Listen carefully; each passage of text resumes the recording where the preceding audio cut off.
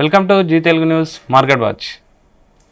పాత సంవత్సరం అయిపోయింది, కొత్త తెలుగు సంవత్సరం స్టార్ట్ కాబోతుంది. విశ్వవసు నామ సంవత్సరం. పాత ఫైనాన్షియల్ ఇయర్ అయిపోయింది, కొత్త ఫైనాన్షియల్ ఇయర్ 2026 స్టార్ట్ అవుతుంది. కొత్త సంవత్సరం అనగానే కొత్త ఆలోచనలు, కొత్త ఋతువులు, కొత్త సీజన్స్ అండ్ కొత్త రెజల్యూషన్స్ తీసుకుంటారు. యాక్చువల్గా కొత్తగా స్టాక్ మార్కెట్లకు రావాలనుకుంటుంటే ఎలా ఆలోచించాలి, వాళ్ళ మైండ్ సెట్ ఎలా ఉండాలి, మనతో మాట్లాడడానికి ఫైనాన్షియల్ ప్లానర్ గిరిబాబు గారు ఉన్నారు. Hi sir. నమస్తే అండి. ఉగాది శుభాకాంక్షలు sir. Thank you, wish you the same. Sir, ఇప్పుడు ఉగాది కొత్త సంవత్సరం స్టార్ట్ అవుతుంది. మనకు ఎట్ ఎ టైం ఇది కూడా కలిసి వచ్చింది, కొత్త ఇయర్ స్టార్ట్ అయిపోతుంది, 2020 ఫైనాన్షియల్ ఇయర్. అవును సార్, ఇప్పుడు స్టాక్ మార్కెట్ పరిస్థితి ఎలా ఉంది? కొత్తగా స్టాక్ మార్కెట్లోకి ఎంటర్ కావాలనుకుంటే అంటే మైండ్ సెట్ కానీ మనం ఎలా ఉండాలి, అప్రోచ్ ఎలా ఉండాలి, ప్లానింగ్ ఎలా ఉండాలి? యా, నార్మల్గా ఏదైనా ఒక మంచి పని చేయాలంటే దానికి మంచి ముహూర్తం కూడా కావాలి. ఓకే, ఇప్పుడు ఏదైతే ఉగాది కొత్తగా వస్తుందో, రేపు ఉగాది పండుగ నాడు ఆ ఉగాది పేరు కూడా మనకు విశ్వవసు అని నామకరణం చేశారు కదా. ఆ విశ్వవసు అంటే ఆ పేరులో ఒక వైబ్రేషన్ ఉంది, విశ్వవసు. సో మనమంతా ఒక వసుదైక కుటుంబంలాగా ఉండాలి, ఇదంతా యూనివర్సల్. ఇప్పుడు ఇండియా కూడా రేపు రాబోయే 10 yearsలో ఒక ప్రపంచ అభివృద్ధి పదంలో పార్టిసిపేట్ చేయబోతోంది. So everyone is looking towards India as a economic giant. మీరు గత 1947 ముందు చూస్తే ప్రపంచ వాణిజ్యంలో ఇండియా పాత్ర చాలా ఉండేది, అది రాను తగ్గిపోయింది. ఇప్పుడు గత 1 decade నుంచి మన ఇండియన్ ఎకానమీ సైజ్ పెరుగుతోంది, participation of India growth story పెరుగుతోంది. ఇదంతా కూడా ఒక జస్ట్ స్టార్టింగ్ పాయింటే. అలా ఒక పెద్ద గ్రోత్ చూడబోతున్నాం ఇండియాకి. అలా ఇండియా గ్రోత్ స్టోరీలో పార్టిసిపేట్ చేయాలి అంటే మనము స్టాక్ మార్కెట్లో ఇన్వెస్ట్ చేయడం ద్వారా, అది కూడా ఇండైరెక్ట్గా మ్యూచువల్ ఫండ్ ఇన్వెస్ట్మెంట్ చేయడం ద్వారా మనం ఆ గ్రోత్ స్టోరీలో పార్టిసిపేట్ చేయొచ్చు. అందుకే అందరికీ చెప్తుంటాను, come and participate India growth story. దానికి ఒక మంచి ముహూర్తం రేపు ఉగాది. మీరు అన్నట్టుగా ఫైనాన్షియల్ క్లోజ్ అయిపోయింది, అండ్ ఈసారి బడ్జెట్లో ఏదైతే మనకు అనౌన్స్ చేశారో ఇన్కమ్ ట్యాక్స్ స్లాబ్స్, నిజంగా చెప్పాలంటే గేమ్ చేంజర్. ఇంతవరకు అందరూ కూడా ఏమనుకునే వాళ్ళు, నేను ₹1,00,000 సంపాదిస్తున్నా, నేను నా దగ్గర చేతిలో మిగలట్లేదు, ట్యాక్స్లు పోతున్నాయి. అలా ట్యాక్స్ కట్టి వచ్చిన డబ్బుల్లోంచి మళ్ళీ ఎక్కడ ఏది కొన్నా నేను ట్యాక్స్లు కడుతున్నాను, జిఎస్టీ. అంటే ఇన్కమ్ ట్యాక్స్ పే చేశాక నాకు వచ్చిన ఇన్కమ్, మళ్ళీ ఏది కొన్నా ట్యాక్స్. ఇది చాలా బాధపడేవాళ్ళు. అందరికీ బాధ దూరం చేస్తూ అందరి చేతిలో డబ్బులు మిగలాలి అనే ఒక మంచి ఉద్దేశంతో మన ఫైనాన్స్ మినిస్టర్ గారు 12 lakhs ఇన్కమ్ వరకు నో ట్యాక్స్, అంటే అక్షరాల ₹1,00,000 ఇన్కమ్ సంపాదించే వరకు ట్యాక్స్ లేదు. ఆల్మోస్ట్ మీరు కనుక ఇన్కమ్ సంపాదించే స్లాబ్ ప్రకారంగా భారతదేశంలో ఉన్న పౌరుల్ని చూస్తే మీరు మెజారిటీ మోర్ దెన్ 80% ₹1,00,000 లోపే ఉంటారు. సో వాళ్ళందరికీ పెద్ద ఊరట కలిగింది. ఇప్పుడు ఏం చేయాలి? నాకు ₹1,00,000 లోపల ఇన్కమ్ ట్యాక్స్ లేదు అంటే నాకు వచ్చే డబ్బులు నా చేతిలో ఉన్నట్టే. ఖర్చులు పోయిన తర్వాత రేపటి కోసం నేను దాచిపెట్టుకోవాలి. ఆ రేపు అనేది తప్పకుండా రేపటి కోసం, అది మంచి జరగాలి అంటే మనం తప్పనిసరిగా మనకు వచ్చే డబ్బుల్లో నుంచి ఒక 15% రేపటికి దాచిపెట్టుకోవాలి, 85% ఫర్ ద డే. అయితే స్టాక్ మార్కెట్ అనలిస్ట్ కనుక ఏం చెప్తున్నారు, అందరి చేతిలో డబ్బులు మిగులుతాయి, వీళ్ళందరూ కూడా స్పెండింగ్ చేస్తే ఎకానమీ గ్రో అవుతుంది, సో కన్జంప్షన్ చాలా గ్రోత్ అవుతుంది అని చెప్తున్నారు.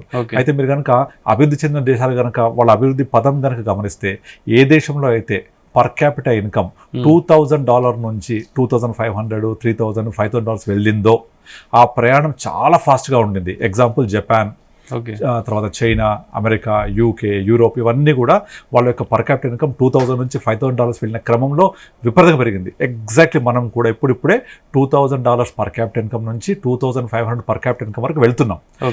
ఇది వెళ్ళడానికి ఒక కిక్ ఇచ్చింది మన లేటెస్ట్ బడ్జెట్. అది రేపటి నుంచి అమల్లోకి రాబోతోంది. అంటే ఈ April 1 నుంచి ఎవరికైతే ఆదాయం వస్తుందో అందులో మొదటి 12 లక్షలకు ట్యాక్స్ లేదు. అండ్ 25 లక్షలు 30 లక్షల ప్యాకేజ్ ఉన్న వాళ్ళకు కూడా స్లాబ్స్ చాలా పెంచేశారు. 30% ఆఫ్టర్ 24 lakhs వస్తుంది. అలా చూసుకున్నా కూడా వాళ్ళ చేతిలో కనీసం ₹1,00,000 ఇన్కమ్ ట్యాక్స్ కట్టే తగ్గిపోయినట్టే. సో కనుక ఈ మిగిలింది నాకు పొదుపు కింద వాడుకుంటే రేపటి భవిష్యత్తు కోసం, రేపటి కోసం మనం వాడుకోవడానికి అవకాశం దొరుకుతుంది. కానీ అందరు ఎక్స్పెక్ట్ చేస్తున్నట్టుగా ఇది భవిష్యత్తు కోసం, పొదుపు కోసం వాడతారా, స్పెండింగ్ చేస్తారా? పర్లేదు, స్పెండింగ్ చేయనివ్వండి. పొదుపుకి వెళ్లే ముందు ఫస్ట్ ఇప్పుడు ఉగాది అనే దాడే ఉగాది పచ్చడి గుర్తొస్తుంది. అవును, కరెక్ట్. అందులో డిఫరెంట్ టేస్ట్లు, అవును, షడ్రుచులు అన్నీ ఉంటాయి. అవును. అలాగే మన స్టాక్ మార్కెట్లో కూడా చాలా రోజుల నుంచి చేదు ఉంది. అవును, అంటే ఇలాంటి టైంలో మార్కెట్లోకి ఎంటర్ కావచ్చు. కొత్తగా మనం అంటే కొత్తగా ఉగాది ఇన్వెస్ట్మెంట్ స్టార్ట్ చేద్దాం అనుకున్నాం, కానీ మార్కెట్ నుంచి భయపడుతున్నారు. అవును, ఏం చెప్తారు? ఓకే, మీరు ఏదైనా ఒక ఫుడ్ కానీ ఏదైనా తీసుకుంటే ఓన్లీ టేస్ట్ తీయగానో, ఓన్లీ పుల్లగానో ఉంటే తినగలుగుతారా? మీరు తినలేం కదా. షడ్రుచుల కలయిక మేళవింపే ఉగాది. అది ఉగాదిలో చాలా మంచి అర్థం ఉంది. అంటే మన లైఫ్లో కూడా మన లైఫ్ కూడా అప్స్ అండ్ డౌన్స్ ఉంటాయి. మన లైఫ్లో కూడా తీపి, కారం, చేదు, పులుపు, వగరు అన్నీ ఉంటాయి, ఉప్పు తప్ప. సో ఇవన్నీ ఉంటేనే అది దాని టేస్ట్ వస్తుంది. అవన్నీ ఉంటేనే మన లైఫ్ బాగుంటుంది. మీరు ఎప్పుడైనా మీ లైఫ్లో అనుకున్నారా నేను ఎంత బాగున్నాను, నాకు ఏ సమస్యలు లేవు, నాకు శాలరీ వస్తుంది, తింటున్నా, పడుకున్న, ఫ్యామిలీ అనుకున్నారు ఎప్పుడైనా? ఎవరు అనుకోలేరు. అలా అనుకున్నారంటే ఆ రోజుతో మన పతనం అయిపోయినట్టే అక్కడతోటి. ఎందుకంటే comfort zone is a more dangerous zone. ఆ కంఫర్ట్ జోన్ నుంచి బయటకు వస్తేనే ఎవరికైనా గ్రోత్ ఉంటుంది. ఆ గ్రోత్ ఉండాలి అంటే మనం ఏం చేయాలి? కంఫర్ట్ జోన్ బయటకు రావాలి.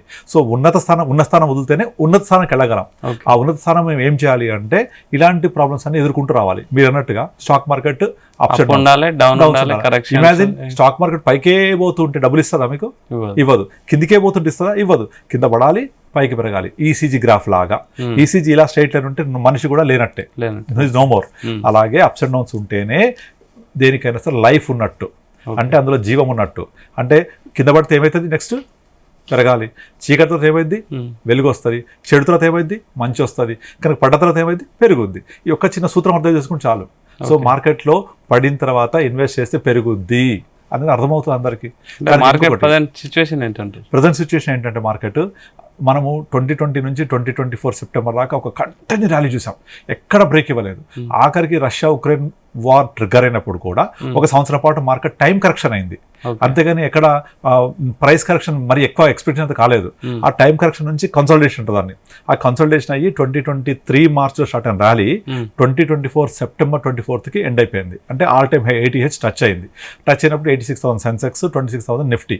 అక్కడ నుంచి కంటిన్యూస్గా ఫాలో అయింది. ఎప్పటి వరకు? మన మార్చ్ 5th వరకు ఫాలో అయ్యి లాస్ట్ 15 డేస్లో మళ్ళీ ఒక చిన్న అప్ ట్రెండ్ వచ్చింది. ఆల్మోస్ట్ ఒక 5-6% పెరిగింది.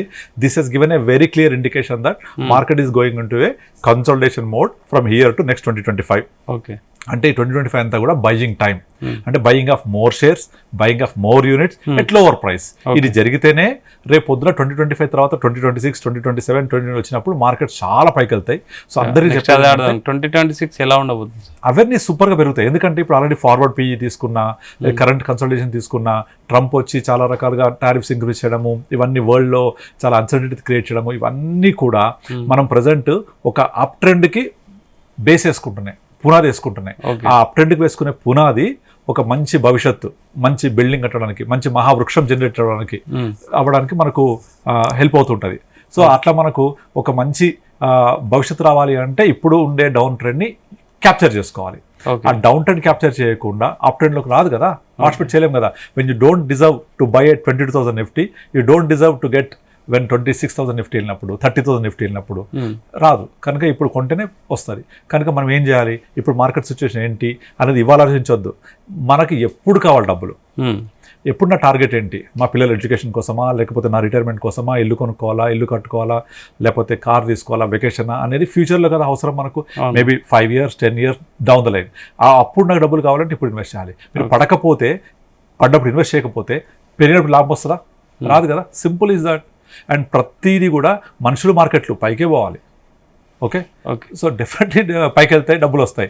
ఇప్పుడు ఆప్షన్ ఎంచుకోండి పర్చేజ్ చేసుకోవడానికి. ఓకే. మీరు అంటే రావాలి ఇన్వెస్ట్మెంట్ సైడ్ అని ఒక చెప్పారు, మార్కెట్ ఎలా ఉందో కూడా చెప్పారు. కానీ అందులో స్టాక్ మార్కెట్లో మనకి ఇప్పుడు ట్రేడింగ్ ఉంది, ఇన్వెస్ట్మెంట్ ఉంది, స్పెక్యులేషన్, రెండు ఉన్నాయి. ఇప్పుడు మనం ఎట్ సైడ్ వెళ్ళాలి సార్? డెఫినెట్లీ ట్రేడింగ్, స్పెక్యులేషన్ ఎప్పుడు డబ్బులు ఇవ్వదు. కిక్ ఇస్తారు మాత్రం, అది మాత్రం కిక్ ఇచ్చిన డబ్బులు ఎప్పుడు ఇవ్వదు. సో ట్రేడింగ్, స్పెక్యులేషన్ చేయొద్దు, ఇన్వెస్ట్మెంట్ చేయండి. ఇన్వెస్ట్మెంట్ చేసి వెయిట్ చేయండి. సపోజ్ ఫర్ ఇన్వెస్ట్మెంట్ లో కూడా ఈక్విటీ ఉంది, మ్యూచువల్ ఫండ్ ఉంది, రెండు ఒకటే. ఈక్విటీలో నాకు ఏదైతే రీసెర్చ్ చేయగలను, స్టాక్స్ నేను రీసెర్చ్ చేయగలను, ఏ స్టాక్ పెరుగుతుందో అనలైజ్ చేయగలను, బుక్స్ రీడ్ చేయగలను, కంపెనీని ఫాలో అవ్వగలను అనుకుంటే డైరెక్ట్ ఈక్విటీ. ఇదేది చేయలేను, నా జాబ్లో బిజీ ఉంటాను, కుదరదు, టైం లేదనుకుంటే మ్యూచువల్ ఫండ్. మళ్ళీ మ్యూచువల్ ఫండ్ డబ్బులు ఫండ్ మీద ద్వారా మార్కెట్లోకి వెళ్తాయి కదా. మనం వెళ్ళలేకపోతే ట్రేడింగ్ లో కూడా ఒక మంత్లీ 1 lakh సంపాదిస్తున్నాం అదే చాలా మంది చెప్తుంటారు. అన్ని కూడా షార్ట్ టర్మే. లాంగ్ టర్మ్లో కంటిన్యూ చేసేవాళ్ళు 10 మంది కూడా ఉండరు 100లో. మీరు ఒక డిమాట్ అకౌంట్ ఓపెన్ చేసి స్టార్టింగ్ పేజ్కి క్లిక్ చేయగానే ఒక డిస్క్లైమర్ ఏమొస్తుంది? Out of every 10 investors 9 investors are losing. ఇది డేటానే చెప్తుంది కదా, మనం చెప్పక్కర్లేదు. ప్రతి 100 మందిలో 90 మంది లూజ్ అవుతున్నారు. ఆ లూజ్ అయ్యే 10 మంది, ఆ విన్ అయ్యే 10 మందిలో కూడా they are not even beating FD return. Okay.